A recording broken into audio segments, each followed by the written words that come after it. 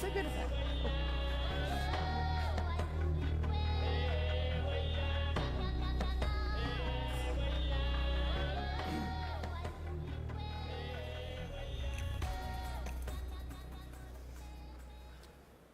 Well, good morning, Web Summit. I'm Jim Motavalli. I'm a blogger at Car Talk and National Public Radio. We're talking about autonomous driving and handling the handover. And we're in that stage, a transition stage, where the car is partly driven by itself and partly driven by a person. And yet we've seen some evidence that the handover doesn't always go smoothly. If you go back in history, Buick actually did testing of autonomous cars back in 1997, and they stopped that work because they found that people couldn't handle that handover. So we're going to be talking about that, and we have a great panel. They include Karen Francis. She's a board member at NAUTO that's working on this with visual aids. We have Zach Barasz. He's a partner in BMW iVentures. And Adam Kell, who's an investment partner at Comet Labs, which is an artificial intelligence company, and we'll be talking with all three of them.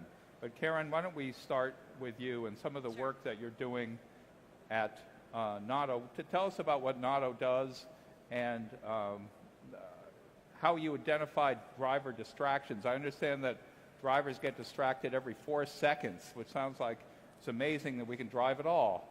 Well, in some ways it is amazing, but let me explain NAUTO. NAUTO is based in Palo Alto, California, and we are a company that has been around a little over 2 years, and we essentially have a retrofit video safety device tool that uses artificial intelligence to prevent distracted driving and to coach drivers to be better drivers. And the unique element that we're working with is how do we make driving safer today, which is really important, and that's, I think, everyone's ultimate goal is to make it as safe as humanly possible. And then how do we use the information and maps and data that we're gathering through our process today to inform a smarter, autonomous future. And certainly, you know, we all have a human element of when we drive, and we're doing lots of things all the time. And in addition to us knowing when we're distracted, there are often a lot of situations, you might call them near misses, but things that happen outside of the car that we don't even know happen. And they're not reported because they don't happen. And so it's really important.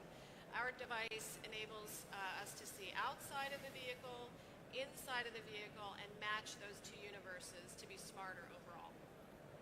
Thank you. Zach Barasz, he's a partner with BMW iVentures, and they've been doing some really interesting investments in the space recently, autonomous cars. Talk about what you've been investing in and what you're looking for in investments. I'm sure there's a lot of people here who would love to have an investment from you, so talk about that. Thanks, Jim. BMW iVentures is investing in great technology companies that are reimagining transportation, mobility, manufacturing. When it comes to autonomous cars, we're looking at everything from the full stack company that's building autonomous shuttles all the way down to the sensor company that's going to help cars identify their surroundings better. It doesn't actually have to be cars. It can be something. True. Big data companies that help enterprises manage data pipelines, have an application for autonomous cars, but also outside of the AV ecosystem. So we're interested in all of those investments. Adam Kell, let's move to you. Comet Labs is an artificial intelligence company. Tell us how artificial intelligence gets into autonomy and how your autonomous car is powered by that. Yeah, absolutely. So I would say kind of a little bit similar to what Zach was just talking about. We take a kind of a more, basically we look at sort of the tools that are becoming developed for autonomy. Those are things like new sensors, new computing chips, new robotic subsystems and things like that. And what we really try to spend a lot of time thinking about is how those core tools are going to be deployed into traditional industries. Sorry. Not only within transportation, but we also look at things like agriculture, manufacturing, logistics, healthcare, And so we sort of have a less focused view on transportation and a little bit more on how these core tool sets can be shared across different industries. So a sensor, for example, somebody building one of our portfolio companies is called Point One Navigation. They do a precision location as a service, basically. They can make it so that instead, when you pull out your iPhone and open maps, instead of being like a 10-meter bubble around you of uncertainty, it shrinks it down to just 10 centimeters.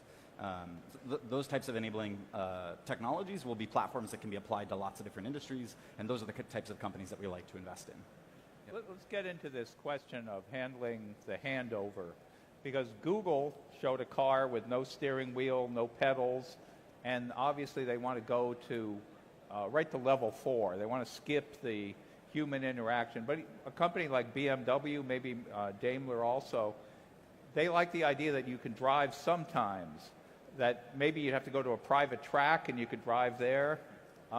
Then you're going to need a steering wheel. You're going to need pedals. And we have this issue of humans not being able to handle the handover very well. So what do? Do we have a buzzer? Do we have a warning light on the dash? Why don't we start with you, Karen? How do we handle the handover? What's the best way to do that? Well, I think that something that's important is that what we have going on right now is an incredible attraction of technology talent coming together to figure out maybe one of the thorniest challenges that they've had in their lifetimes, right? How do you make a vehicle move down the road by itself in a way that's safe and efficient?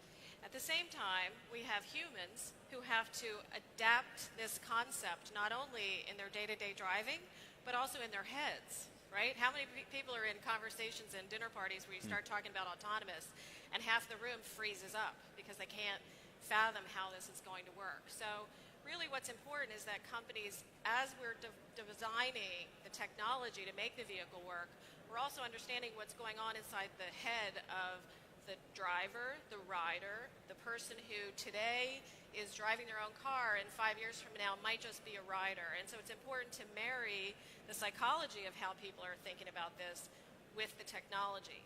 At the same time, I think you'll see if you were to poll all the different automakers, everyone has somewhat of a different take on how they want to approach this. Some folks want to go straight to level 5, and the reason being that the human can't really be trusted to respond as quickly as the human needs to respond in a situation. And so it's better to just go all the way to the end and not let the human interact in the middle. Other folks will say, no, we want to be able to transition humans along the way, drivers, so that they feel more comfortable over time and they'll get used to the concept of when to interact and when not to. Zach can maybe answer this better than I can, but I don't think there's a definitive path or answer, and I think people are taking different approaches and trying different experiments along the way to figure out which is actually better for people's peace of mind, but then also better from a safety standpoint, because the last thing you want is to have someone need to take over and not be able to at the last moment. Let me ask Adam and Zach, either one of you could respond to this, but I was recently driving a test Volvo, and it told me that I should stop and pull over, and a little image of a coffee cup appeared. And somehow it decided that I'd been driving too long. But I don't know if that involves artificial intelligence. It probably does. But can we use something like that to tell whether drivers are ready to handle this handover?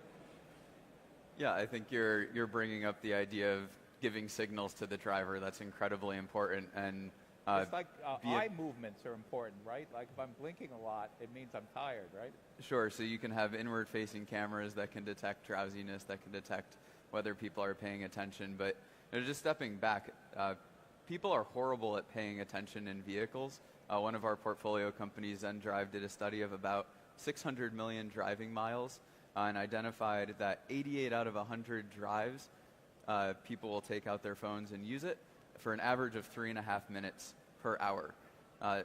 You mean despite all the warnings about this being dangerous? And you see it in the statistics about driver fatalities. So there has to be a way to identify when people aren't paying attention and then warn them. And as you get towards level 3 autonomy, when you look at what people actually do in an autonomous car, it might be putting on makeup, it might be watching TV, it might be napping. BMW thinks it's important, and I think it's important to use tools like geofencing, use tools like live maps to give the driver as much of an advanced warning that, hey, you're going to have to take over because you're going into a construction zone or there's a difficult intersection ahead. All of those things are going to combine, and then to your point about a little symbol appearing, using visual cues, haptic cues, audio cues, all of those to give the driver as advanced a warning as possible. Well, I recently thought of the scenario where you drive up to a construction zone and there's a traffic light.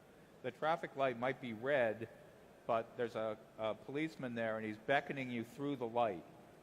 How can the car recognize that? Maybe, Adam, you could address that. Sure. I think any of these types of edge cases are exactly the reason why level 5 is hard. I think Tesla proved several years ago that you can, well, for the most part, produce a self-driving car on the freeway, because that's one type of level 5. And then the San Francisco pothole-laden construction zone with people doing different things and one-way traffic going in certain directions. Exception handling is the name of the game for ubiquitous level 5. Personally, I'm a big fan of the people who are trying to operate within the constraints of the environment. So NAUTO, for example, basically say let's have people do what they've been doing, give them superpowers in terms of being able to tell if there's a hazard ahead that another vehicle is seen, or if they're getting drowsy, or these types of things. But with the assumption being that the driver's still in charge of driving the car, and then using that information, we can start to teach autonomous vehicles what that police officer, when they do this, what that means. The only way to handle that is not to build a level 5 car and then put it out there and then have it be like, I don't really know what to do, driver, why don't you tell me what to do? I think kind of this more modular. Well, are we close to that? Are we close to being able to recognize what this means?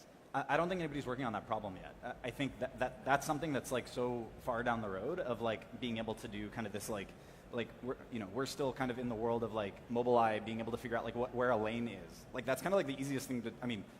Mobileye is a really cool company and they're doing awesome things, but it's identifying the lanes. And I'm sure as some of you have probably driven on roads where it's not really clear whether kind of two cars are driving next to each other and then it slowly just turns into one lane. That's a hard problem even for us to do. We rely on visual cues from other vehicles and things like that, but it's a hard problem. And it's harder to make a machine. Well, there are a lot of hard problems. There's regulatory problems, there's legal problems, there's problems of snow on the road where you can't read the lane markers. All these things get into the question of the timetable and the question of this handoff. How long is it going to be before we get to, say, level 4? Any of you could take that. Yeah, I think probably a lot of people ask the question of when will we have the ability to have all cars be autonomous? And I think that's probably an impossible question to answer. For sure, there was a survey of people who the Bosches and the automakers of the world, and basically where kind of from a timeline perspective. And I think the answers ranged. This was maybe more than a year ago, but the answers ranged from late 2019 was the most aggressive, and then 2028 I think was the most conservative. But I think that maybe the interesting points from A to Z, the interesting points along the way are going to be, when do we have the ADAS system that can avoid rear-ending cars, which may be 90%. I don't know what the figure is, but that may be most accidents are that type of accident where someone's looking at their Instagram feed and they're not, and they rear-end the car in front of them. Can we put that functionality into a car? That's a pretty segmented piece, and then maybe we can add that to the self-driving ability, and then maybe later on we can add another one and another one and another one towards these things. Yeah, I think the other way you can accelerate adoption and things that will happen kind of in the interim before every car has level 5 autonomy is using geofencing and using constrained environments to avoid some of the edge cases, avoid the construction situation, avoid the unknown intersection. And so you see companies like May Mobility testing fully autonomous shuttles in downtown Detroit. They're using a combination of some infrastructure, but it's mainly, a lot of it is restricting the routes that a vehicle can go on. So they have high definition, well updated maps. They know what the lanes are. They know they can locate themselves precisely. And so by avoiding some of those edge cases, you can experience full autonomy in constrained environments earlier. Well, go ahead, Karen. I would just add that often when people ask that question, when is it going to happen, It's either A, because you're super excited and you want it here tomorrow, or B, you're freaked out and you want somebody to say it's not going to be until 2050, so you don't have to worry about it. And I think that it's going to be much more of a gradual integration of these sort of isolated places mixed in with where we can find it safe. The car is going to be able to tell you which stretch of highway is safe for this and which isn't. And interestingly, as someone, my background, I lived in Detroit and worked in Detroit for 9 years, and I ran the Oldsmobile division at General Motors. And I can tell you that when the car was invented, cars and horses coexisted on the roads for 30 years in the early 1900s. And so if you keep that concept in your mind, there's going to be a transition over time. It's not going to just be here today, here tomorrow. We're going to learn how to integrate this new technology both in the vehicles that we drive today with greater safety, security, and interesting capabilities technology, and it will gradually become part of something that we can accept and wrap our brains around in terms of the true technological advancement. When we look at these geo-fenced areas that are going to be leading the way to autonomy, where are they? I mean, Silicon Valley is kind of a given, I guess. But what are some of the other areas that are leading in autonomy? Maybe places that people aren't thinking of really. I think one example that a lot of smart people are working on already are like any closed community. So retirement communities, any area like that, fixed route, kind of these taxis or automated shuttles that basically just continuously do loops. A lot of people are working on that. Again, I mean, the whole paradigm of automation, if you think about what the word automation meant 40 years ago, it was basically like these big industrial robots in factories. You got to put them in cages, keep them away from people, highly structured and constrained environments. Trying to make the messy transportation outside world look as much as we can like that makes the problem a lot easier.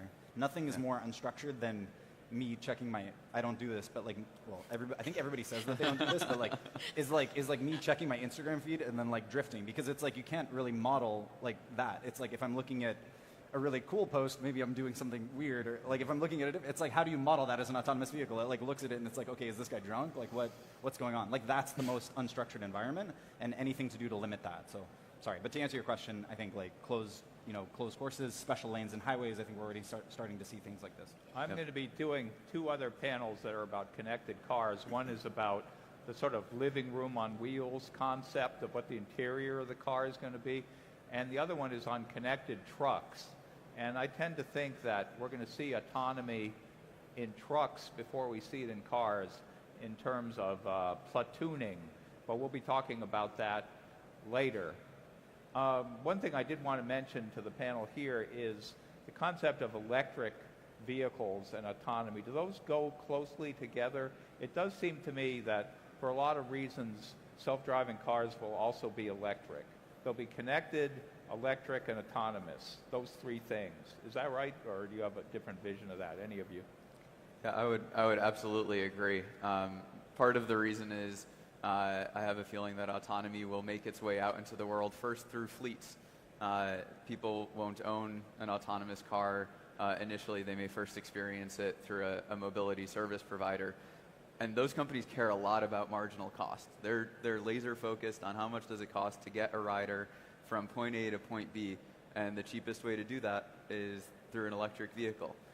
Electric vehicles also have much lower maintenance costs, much lower downtime because of maintenance. So if you care about keeping an autonomous car on the road as much as possible, there's no other option but electric. Karen and Adam, you each have 30 seconds. We only have a minute left. Just quickly, is the future autonomous, electric, and connected? Okay. Well, I think that what we're dealing with today is a convergence of a very old industry that all of us have a lot of passion around. I mean, one of the things that I loved when I was literally in the automotive industry was how passionate everybody was about this topic. It's something that all of us can relate to, combined with what we now come to know of as the Internet of Things, right? How our lives are connected in a way that we couldn't have foreseen years ago. And I think if you really think about how exciting it is to think about our vehicles being connected to the rest of our lives in a way that is totally advantageous to the way we go about our daily business and optimizing our time, our safety, our security. I have to cut you off, awesome. Karen. I'm done. Adam, you got 30 seconds. Yeah, I mean, I'll just leave it with the fact I'm super excited. I think like we're in the past like 5 to 10 years, we've seen like the tool set grow, and people are only just starting to scratch the surface of what we're able to do in terms of applications. And yeah, I'm just excited to talk to the people who are building the sort of the next thing that's going to happen. We're at a definite crossroads in human mobility. As Karen pointed out, it took a long time to go from the horse to the horseless carriage. Now we're going to go from the car to the connected, autonomous, and electric car. They'll be coexisting on the road for a while, and it's a real cool time to be studying this space. So I want to thank again my 3 panelists, Karen Francis, who's a board member of NAUTO, Zach Barasz, who's a partner at BMW iVentures, and Adam Kell with Comet Labs as an investment partner there that does artificial intelligence work. Thanks a lot. There's a lot more exciting stuff coming on this stage. Don't go too far away. I'll be back tomorrow and on Friday too. Thank you. Thanks, Jim.